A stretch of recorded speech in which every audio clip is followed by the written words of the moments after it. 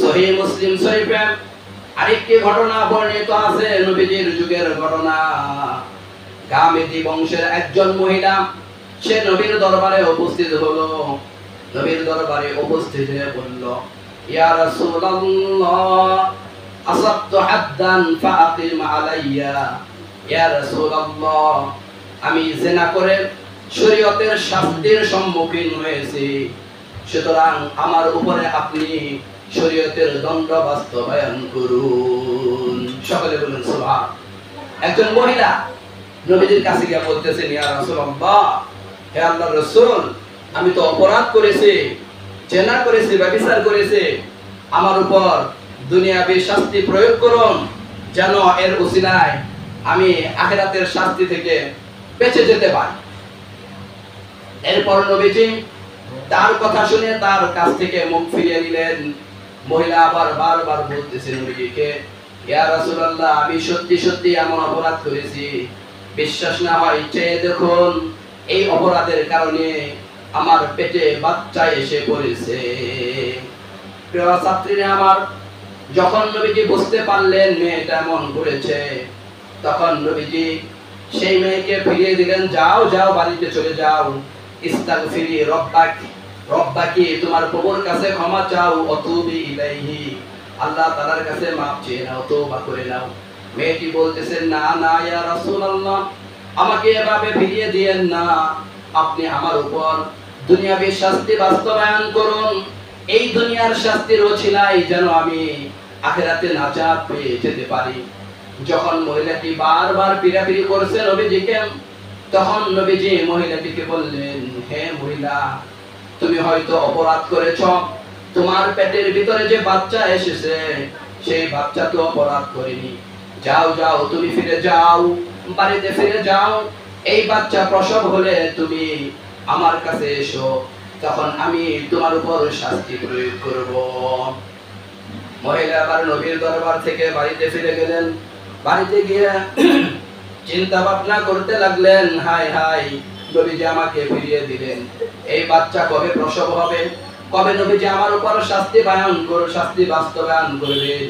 যদি এর মাঝখানে আমার মৃত্যু হয়ে যায়, তাহলে আমি আখিরাতে গিয়ে আল্লাহ রাব্বুল আলামিনের কাছে কি জবাব দিব? সকলে বলুন সুবহানাল্লাহ। আর আমরা কোন অপরাধ করলে সেটা গোপন করে রাখি, তওবাও করি না, আল্লাহর কাছে মাফও চাই। সাহাবীরা কোন অপরাধ হয়ে গেলে, ভুল হয়ে গেলে সরাসরি নবীর কাছে গিয়ে স্বীকার করতেন, তওবা করতেন, ইস্তেগফার করতেন এবং দুনিয়াবী শাস্তি তারা স্ব-ইচ্ছায় গ্রহণ করতেন। যাই হোক, দেখতে দেখতে কতদিন পর সেই মহিলার বাচ্চা প্রসব হলো। সঙ্গে সঙ্গে বাচ্চাকে একটা রুমাল কাপড়ের টুকরা দিয়ে পেঁচিয়ে নবীর দরবারে নিয়ে গেছেন। ইয়া রাসূলুল্লাহ, এই যে আমার বাচ্চা খালাস হয়েছে, বাচ্চা প্রসব হয়েছে, এখন আপনি আমার উপর শাস্তি বাস্তবায়ন করুন। নবীজি মহিলাকে ফিরিয়ে দিলেন এই বলে যে, তোমাকে যদি আমি শাস্তি দেই, তোমার এই বাচ্চাকে কে দুধ পান করাবে, কে এই বাচ্চাকে লালন পালন করবে? তুমি ফিরে যাও বাড়িতে, বাচ্চাকে লালন পালন করতে থাকো, এই বাচ্চা বড় হলে, খাবার গ্রহণ করতে পারলে, তখন তুমি আমার কাছে এসো। এরপর মহিলা নবীর দরবার থেকে আবার বাড়িতে ফিরে গেলেন। আবারও সেই বিষয়টা চিন্তা ভাবনা করতে লাগলেন, কবে এই বাচ্চা দুধ খাওয়া ছাড়বে, ভাত খাবার গ্রহণ করতে পারবে, রুটি গ্রহণ করতে পারবে, তখন নবীজি আমাকে শাস্তি দিবেন। যদি এর মাঝখানে আমার মৃত্যু হয়ে যায়, তাহলে আমি আল্লাহ তাআলার দরবারে কি জবাব দিব? এবার দেখতে দেখতে কয়েক বছর চলে গেল, বাচ্চা দুধ ছড়াইল, রুটি এবং খাবার গ্রহণ করতে পারে।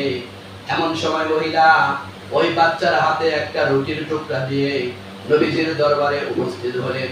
ইয়া রাসূলুল্লাহ, ইয়া হাবিবাল্লাহ, এই যে দেখুন আমার বাচ্চা দুধ ছাড়িয়েছি, সে খাবার খেতে পারে, এই যে রুটি খাচ্ছে আপনার সামনে, এখন আমার উপর শরীয়তের শাস্তি বাস্তবায়ন করুন। নবীজি যখন মেয়েটার এমন অবস্থা দেখলেন, এরপর সেই বাচ্চাটা একজন সাহাবীর দায়িত্বে দিয়ে সাহাবায়ে কেরামকে আদেশ করলেন, এই মহিলার উপর শরীয়তের শাস্তি বাস্তবায়ন করো। এক জায়গায় খোলা মাঠে একটি গর্ত খনন করা হলো, বুক বরাবর গর্তের মধ্যে সেই মহিলাকে ফেলা হলো। এরপর সাহাবীরা চতুর্দিক থেকে সেই মহিলার উপর পাথর নিক্ষেপ করতে লাগলো। পাথরের আঘাতে মহিলার পুরো শরীর ঝলসে হয়ে গেল, ক্ষত বিক্ষত হয়ে গেল। ইসলামের বিশিষ্ট সাহাবী, ইসলামের সেনাপতি হযরত খালিদ ইবনে ওয়ালিদ রাদিয়াল্লাহু তাআলা আনহু একটি পাথর নিয়ে সেই মহিলার মাথার মধ্যে আঘাত করলো। সেই পাথরের আঘাতে মহিলার শরীর থেকে একটু রক্ত হযরত খালিদ ইবনে ওয়ালিদ রাদিয়াল্লাহু তাআলা আনহুর চেহারা মুবারকের মধ্যে এসে পড়লো। সঙ্গে সঙ্গে খালিদ রাদিয়াল্লাহু তাআলা আনহু সেই মহিলাকে একটা গালি দিল, আরে এমন খারাপ মহিলার রক্ত আমার গায়ে পড়ছে, একটু নাক ছিটকানি দিল, একটু গালি দিল, একটু কি করলো? খবরটা সঙ্গে সঙ্গে আমাদের প্রিয় নবীর কানে পৌঁছলো। নবীজি খালিদকে বলল, হে খালিদ, তুমি এই মহিলাকে গালি দিচ্ছ, খোদার কসম এই মহিলা যেই সুন্দর তওবা করেছে, এই তওবা যদি 70 জন সাহাবীকে ভাগ করে দেওয়া হয় তাহলে সমস্ত সাহাবী সেই তওবা সমান ভাবে পাবে। সকলে বলুন সুবহানাল্লাহ। এরপর সেই মহিলার কাফন দাফন করা হলো। স্বয়ং নবীজি সেই মহিলার জানাজা পড়াইলেন। সকলে বলুন সুবহানাল্লাহ।